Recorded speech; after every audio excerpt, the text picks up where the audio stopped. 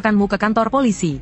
Saat kamu baru saja berbelok masuk tadi, lampu jalan menyinari wajahmu. Kami sudah mengingatnya. Mendengar ini, kakiku yang sudah bersiap kabur terhenti. Ketiga orang ini telah melihatku. Maka akan ada risiko identitasku terbongkar. Jika mereka benar-benar melaporkanku, bukankah semua usahaku sebelumnya akan sia-sia? Tiba-tiba niat membunuh muncul di hatiku. Kilatan buas di mataku, langsung disadari oleh para preman yang telah berpengalaman bertahun-tahun.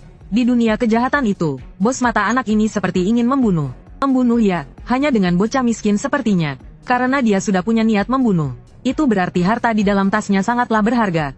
Kalau begitu kita habisi saja dia. Lalu kita ambil sendiri kekayaan di dalam tasnya. Sambil berbicara mereka bertiga mengeluarkan sebilah pisau. Lalu menusuk ke arahku satu persatu. Awalnya aku hanya berniat saja. Tapi sekarang takdir menginginkan kalian mati. Maka jangan salahkan aku. Aku melayangkan satu pukulan lurus. Dengan cepat menghantam wajah orang yang paling dekat denganku. Saat tinjuku mengenai batang hidung orang itu, ujung jariku dengan jelas merasakan getaran patah yang renyah.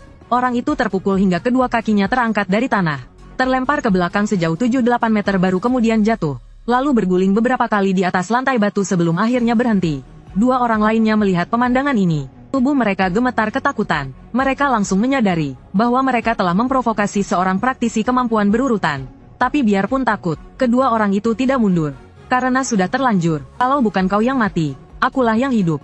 Meminta ampun pun tak ada gunanya. Satu-satunya cara untuk bertahan hidup adalah dengan membunuhnya. Kedua orang itu maju menyerang dengan lebih ganas. Sambil mengacungkan pisau di tangan mereka menusuk secara membabi buta. Kaki kiriku mundur selangkah. Kaki kananku melancarkan sebuah tendangan menyapu. Langsung menghantam pinggang salah seorang dari mereka.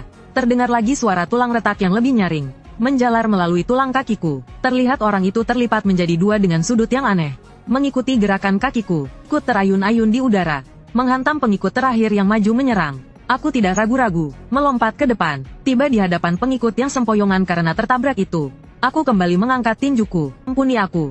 Aku akan berikan semua uangku padamu. Keadaannya sudah begini. Naluri untuk bertahan hidup tetap membuat pengikut itu memilih memohon ampun. Aku tidak memberinya kesempatan untuk terus bicara. Pukulan ini menghantam sisi wajahnya, menghancurkan tulang tengkoraknya hingga berkeping-keping. Bodoh sekali. Kalau kau kubunuh, uangnya juga akan jadi milikku. Setelah membunuh 3 orang berturut-turut, niat membunuh di dalam hatiku perlahan memudar. Dengan cepat digantikan oleh rasa hampa yang aneh.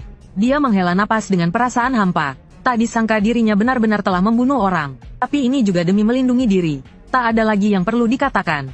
Melihat ketiga mayat di tanah, aku tiba-tiba teringat sesuatu yang pernah kulihat di internet. Sepertinya aku punya sebuah sekuens. Bisa membaca ingatan terakhir dari orang mati. Agar diriku tidak terungkap, aku pun membungkus tinjuku dengan pakaian seseorang. Menghancurkan kepala ketiga orang.